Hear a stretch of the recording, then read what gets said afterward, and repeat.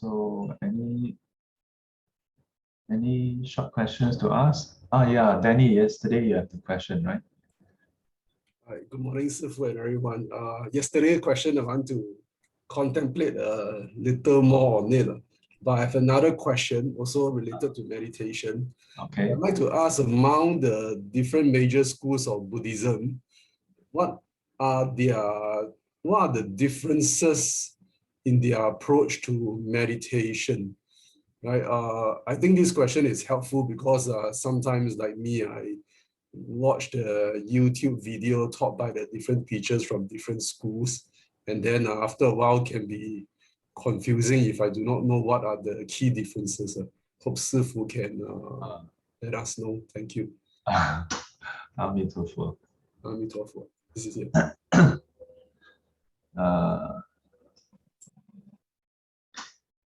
This is a very you really see me very, very up.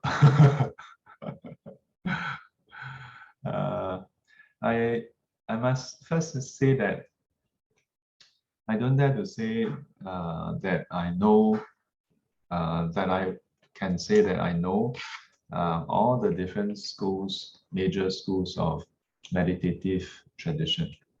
Okay, so I will just cover it in brief, and then maybe if you have any particular school that I didn't cover, you can share. The first thing is in all the different schools of Buddhism, their meditation must somehow be linked to what the Buddha has taught. Agree? Yeah. Whether in principle or in actual technique. Yeah. Either directly verse for verse or evolve from that. So that's to say that the meditation technique must be encompassed within samatha and vipassana. Okay, cannot get out of this two. As a matter of fact, when I personally look at how meditation is done by other religion, I see that quite clearly most of what they practice is actually samatha meditation. Yeah, it's considered samatha. In some religion, they do some kind of reflection, but the reflection tend towards samatha as well. Yeah. Insofar as I've encountered in other religion, that's the case. Okay. Then what about Buddhism? In Buddhism, either the practice is focused towards single-pointedness, or it uses the quietude of the mind to examine the nature of the body or the nature of the mind, the nature of the five aggregates, the nature of the four foundations. Yeah, body, feelings, mind, mental object. So no matter how you evolve, it revolve around this.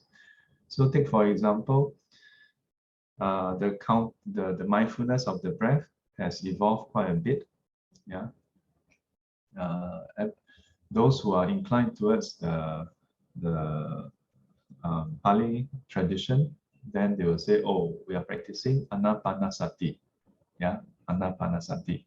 In the Chinese tradition, then we sometimes call it 数息观. Yeah.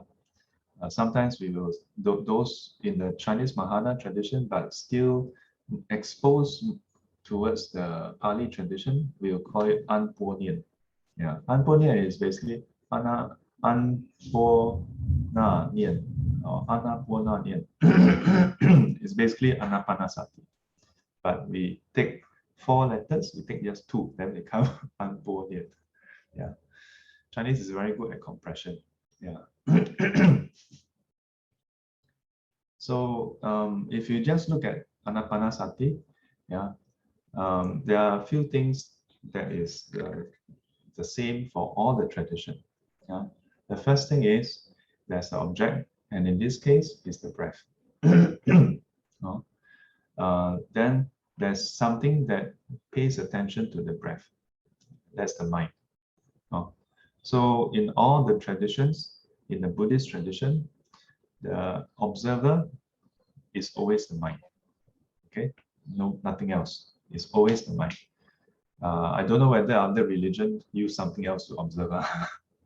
But in Buddhism, it's always mind and then object. Yeah. As to what the object is, that's a different story. Yeah. So in the Anapanasati practice, then is the breath. Now then, the different traditions differ in how they hone the mind, how we train the mind to direct it towards the breath. That's the key distinction. That's the key distinction. Some may do counting, some may just observe the breath. And even when observing the breath, then some may observe here, here, here, different parts of the body. And so on. So Anapanasati itself can be practiced in slightly different ways, but because they are all geared towards directing the mind from distractive thoughts and directing it towards a singular object.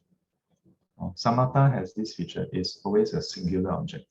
Yeah, so that you can achieve single pointedness.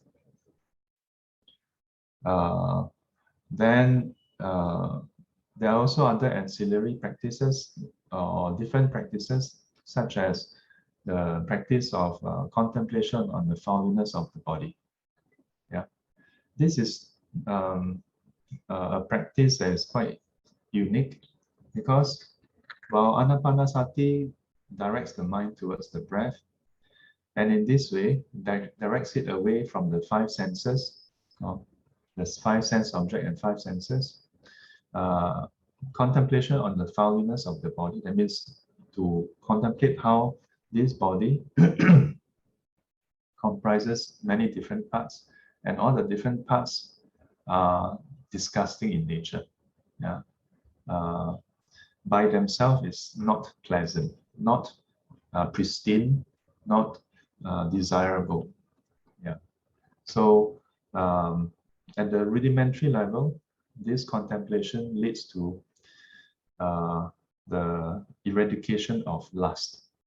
Yeah, and lust being the most supreme in terms of sensual pleasure, you cut off the most severe one, the rest is easier. Yeah, so in various suttas, it's also positioned as preliminary. Preliminary. So this includes in the Thai tradition, yeah, they will go to the cemetery. Yeah, of course, cemetery today and cemetery in the Buddha's time is different. Cemetery today, when you go to cemetery, you just see a lot of tombstone. So you still need to actively go and sort of visualize or contemplate on death. Yeah, or you contemplate on the 7 stages, 9 stages, 9 相关, 9 stages of decay that the body goes through. And that is contemplating about how this body ultimately has the same end. Yeah, this body, while now is young, one day will be dead. While now is healthy, one day will be livid.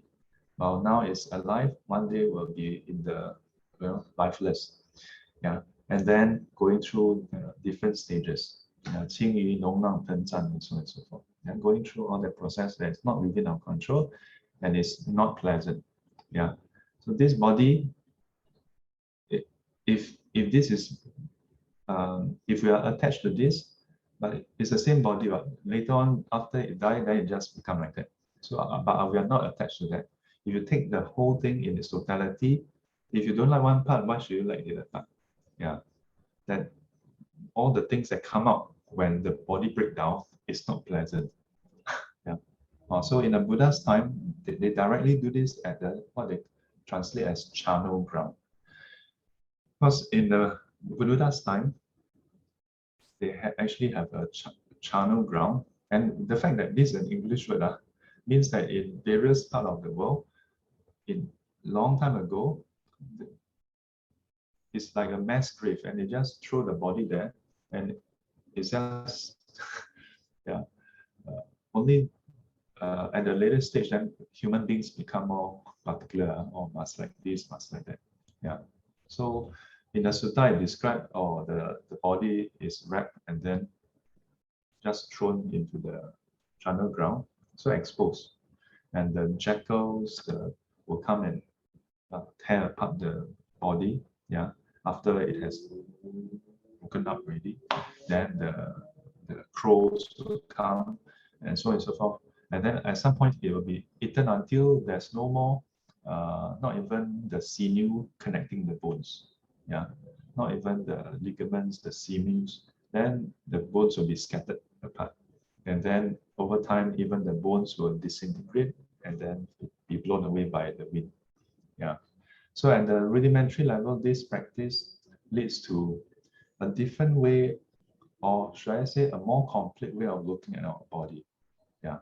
And the body is not just what we perceive. Yeah, it has various aspects. So then, is it fit for us to be so attached to it? And if this body is like that, likewise other people's body. Yeah.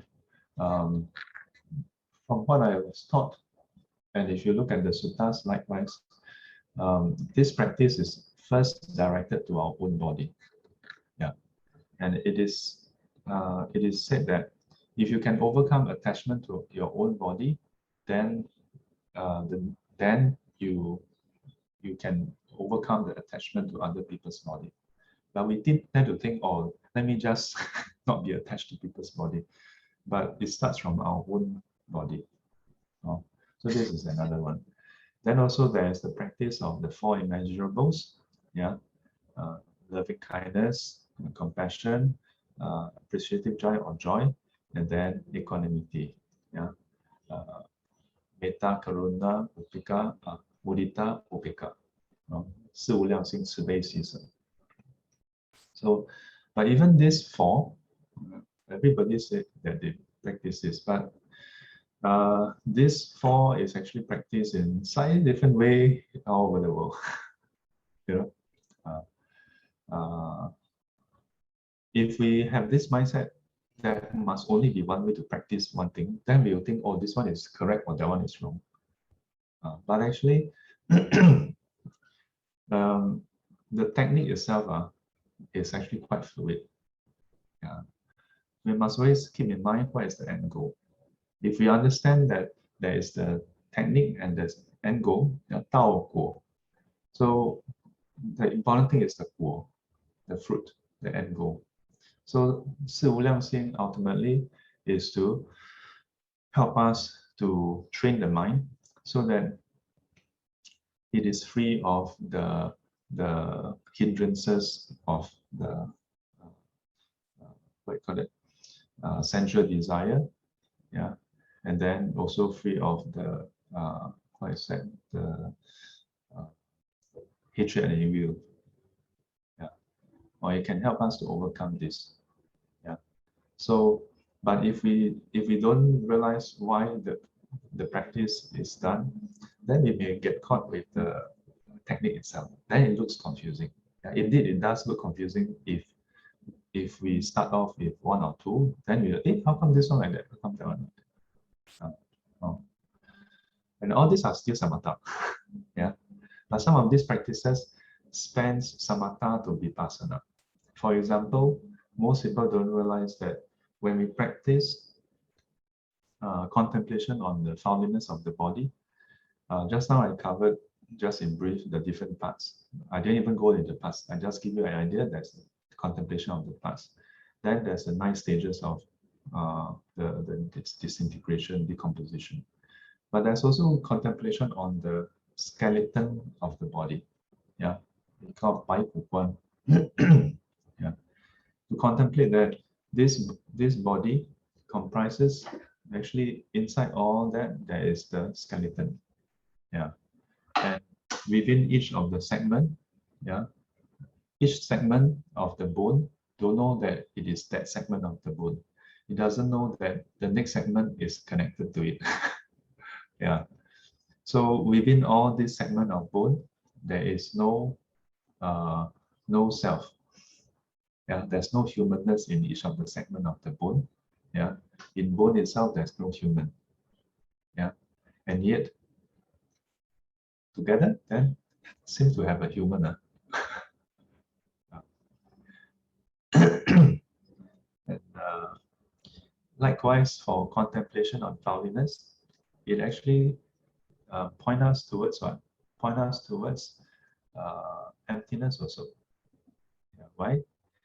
Because individually, the parts are not pleasant, not beautiful, but put together become beautiful.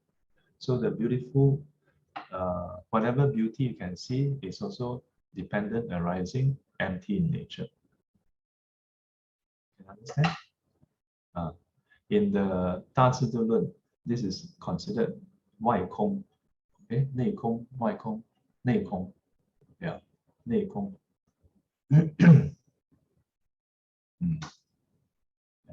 There's 18 空 inside the 大智度论. It lists out 18 kinds of emptiness.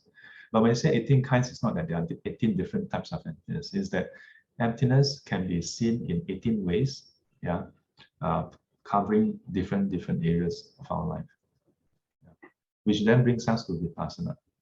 Yeah. So the most straightforward is like in the Pali Canon, you contemplate on the 5 aggregates, on how they are impermanent, they are subject to change. And then from impermanence and subject to change, to see that they are subject to suffering. Yeah. And then to consider something that is like that is not within your control. Should you be identifying with it? Is it actually you? Yeah. If something changed without your control, is it still you? Can you consider to be you, to be me, to be who you are?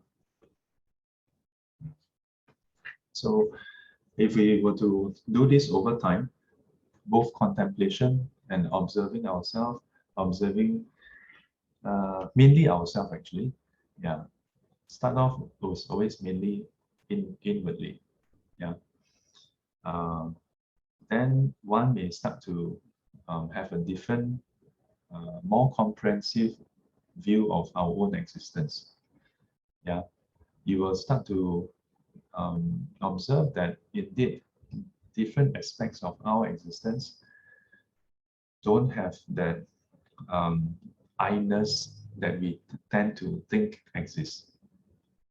The so-called I is merely our imputation of our own identity, yeah, onto whatever is happening.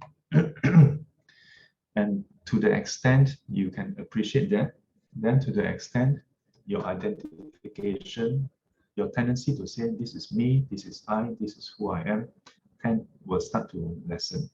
And to the extent this lessen, to the extent you suffer lesser. Until one day, you see clearly like nothing belongs to you, and there's nothing that is worth to be considered you. And you find that there's no you anywhere. So conclusion, no self. Yeah. And simply by that fact, then nothing affects you. Yeah. You are not touched by anything. And then you are known as one who has completed the holy life. And you have the knowledge that arise, what has to be done has been done, the holy life has been lived, there's no further becoming. And then you become known as one of the Arahant. Yeah. But this is just using sadhu, sadhu, sadhu. So this is using the Pali tradition to directly observe the 5 aggregates. Yeah. But various traditions evolve over time, yeah, to help different people achieve the same goal, yeah, which is cutting away our craving and attachment, yeah, which is linked to our ego, our sense of identification. This is me, this is I, and so on. Yeah. Whether it's towards just holding on, yeah, or in the Madhyamika school, further into even external objects.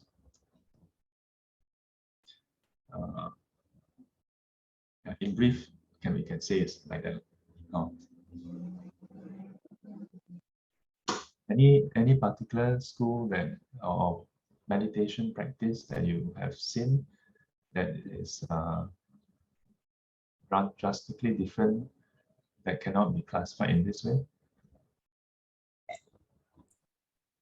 Sifu, one of the Tibetan schools, right, they teach about meditation on awareness itself. So essentially, is subject oriented. There's no object, so it's watching your thoughts in open awareness. Is it that a few of the traditions, Tibetan traditions, teach that? Is it taught by Mingyur Rinpoche? Yes, Mingyur Rinpoche. So, so if I don't recall wrongly, it's called objectless meditation. Yeah. So instead of having any particular object, then they just focus on whatever phenomena arises. Interestingly, in the Theravadan tradition in Myanmar, under Chame Sayadaw, or under the Mahasi Sayadaw tradition, at the initial stage, you focus on the breath. Yeah. But at the later stage, actually, once the mind is quiet enough, then whatever is most prominent, you go and be aware of it. So it's not directed towards any particular thing. Yeah. So that is actually spanning from samatha to vipassana also. Samatha to vipassana.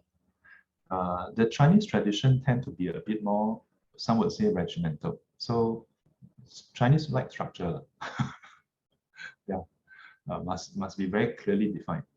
Yeah. So we tend to follow a certain structure. So either you contemplate on this or that. Yeah. Or even if you say the 4 foundations, right, then you must loop around them. You cannot just say randomly go here, go there. But even when we say no particular object, still there's the mind, and then there's the object. It's just that whatever object comes, you observe. One key difference, one key difference between doing that versus our normal state, because our normal state we also run here, run there, right? The difference is you consciously pay attention. From what I know, the technique is not what most people think. It's just whatever comes, then you just but it's that whatever object arises, you consciously pay attention to it, and you really go and examine it also. Also, it's actually very different from our usual mental state, which is distracted, running all over. So our usual state is not controlled, yeah, not directed. Not directed. This from what I know, maybe is the tradition it was trained really say, just let it flow, free flow. I don't know.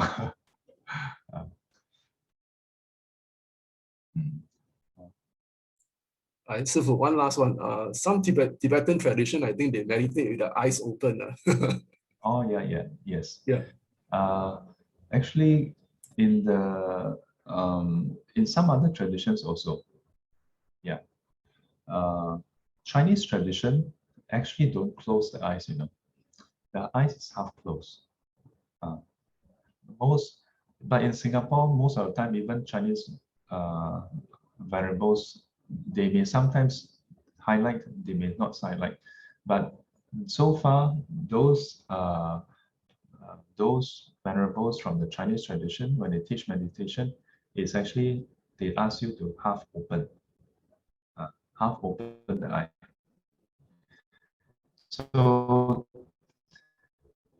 So it's quite interesting. If you look at the Buddha images, sculpture, right, the eyes is always like not quite open, but not quite closed as well.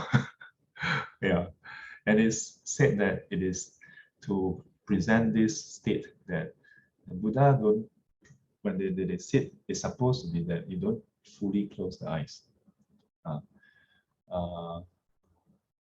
But in the Theravadan tradition, then it's not always the case. Yeah. What I find helpful is if you like, for example, I find that just yesterday I was reviewing some of the video because our live streaming, the quality is very bad. So when I review, right, then I happen to see the SGC video. Then I realized, wow, there are some SGC, I don't know whether you all have seen. During SGC, wow, just 15 minutes, I was having very heavy drowsiness. So I told the volunteers, hey, can you all cut off that part? I'm telling you all very honestly. I tell them, please cut off that part. And the reason is because for newcomers, if they see that, they, without having attended any series of classes, if that's the first thing they see, they'll be like, so this is meditation. You know? And then I think about it, how come, why is it that then, that this actually still happens so heavily, even just 15 minutes. Then I realized sometimes when I meditate, I would actually keep my eyes half open, because when you keep your eyes half open, it's easier to maintain, to fight drowsiness. Yeah, it's easier to fight drowsiness. But of course, drowsiness has many other factors. The fact that we do our SGC after lunch, it's actually a very bad choice. It's actually a very bad choice. Yeah. Long time ago, SGC started at 2 o'clock. Yeah. So by the time we do meditation, it's about 2:30. So a bit further away from the lunch really. But then over the years, we then become 1:30. Yeah.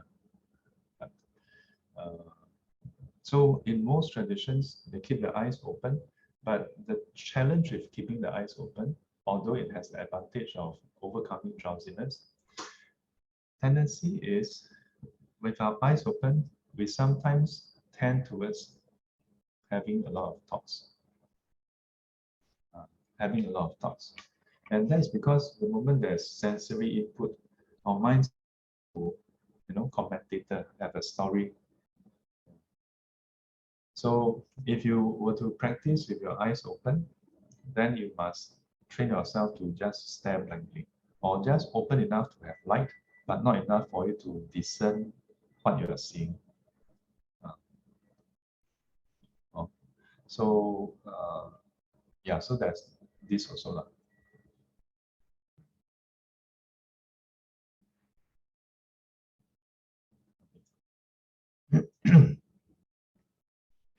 So how is everybody's practice? Everybody okay? Yesterday I was sharing with the Thursday class about how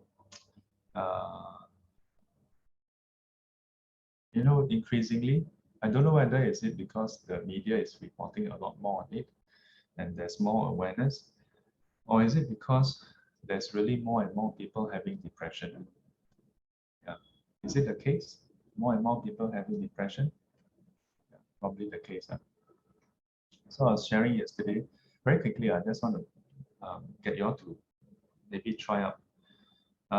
When we say that a person is having depression, there are people who have depression and they feel that it's a fixed state. That means they have depression, they cannot do anything about it. Okay, there are people who are in this state. this group of people I can't help. And because if you already have a conclusion, foregone conclusion, you cannot change that this is beyond your control, then I can't help you. But I also share with the class that when we do meditation, actually, we are training the mind to be able to, in a way, manipulate the mind. So, for example, you try to observe the breath, then the mind run away. Then we do a few things. The first thing is be aware that the mind has run away, and then we learn to direct the mind away from whatever we are thinking towards the object. And then we learn how to apply effort to pay attention to it. We do these three things. Be aware it has drifted, move it away, and then pay attention. Yeah. All the different samatha revolve around these few things. So what has that got to do with a person having depression? I was sharing yesterday, I believe that if a person, before the person have depression, have learned this technique over time, may not have jhana, but at least familiar with these techniques, yeah, meditative technique, then even if the person start to become depressive, yeah, the person will be aware, oh, now my mind is going towards this direction. And then because of, if a person has been training in these techniques, then we'll be able to direct the mind away from whatever kind of either the thoughts, the object that they think about that cause them to be depressed, or to actually move away from this emotional state. There are two things. One is the thing that causes you to have certain emotions. The other one is the emotion itself. Can I understand? Oh. So in all the Buddhist meditation, especially Satipatthana, right? Yeah. There's that part where you become aware of even your emotions and to learn to move away from such emotions. To be able to, that if you can do that, there's no chance you get depression. You know what I mean? So let's consider this. Usually when we meditate, we may not realize that the technique we learn can actually be used in this way, as I shared yesterday. Yeah, but it can be used in this way. Yeah, when you're otherwise, what we meditate for? Just make our mind quiet, then do nothing. Sleep long, just go and sleep long. Yeah, take Panadol, knock out. Then easier, right? Don't have to meditate so hard, right? So we train our mind. Our mind become. That's why the Buddha described it as malleable. You can bend the mind. Whereas normally, without training, our mind seems to have a mind of its own. You want to feel this way, you want to think this way, cannot change. Yeah. So as we do our practices, test this out, try this out. It not just be aware, but when you are in your day-to-day life, catch yourself if your mind keep on going towards certain thoughts. Yeah. Use what you have practiced in your meditation in the morning to use it in your daily life. Then meditation becomes an active process that is not just limited to 6:30 to 7:30. Then you will have more impetus, more motivation to use this practice. Then over time, it becomes a whole day affair. You know, your then awareness, becomes a whole day affair, not just when you do sitting.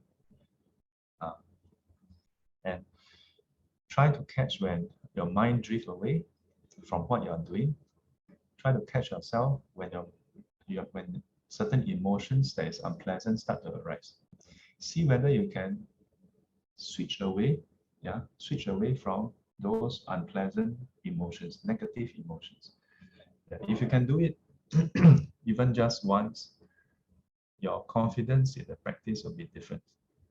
Your confidence in yourself will be different. You know that the next time if unpleasantness happen, you can overcome it. You don't have to worry about, oh, I go into this state or that state. Oh, okay. 愿消三障诸烦恼，愿消三障诸烦恼，愿得智慧真明了，愿得智慧真明了，不愿罪障悉消除，不愿罪障悉消除，世世常行菩萨道。世世常行菩萨道。阿弥陀佛。All right, take care, stay safe.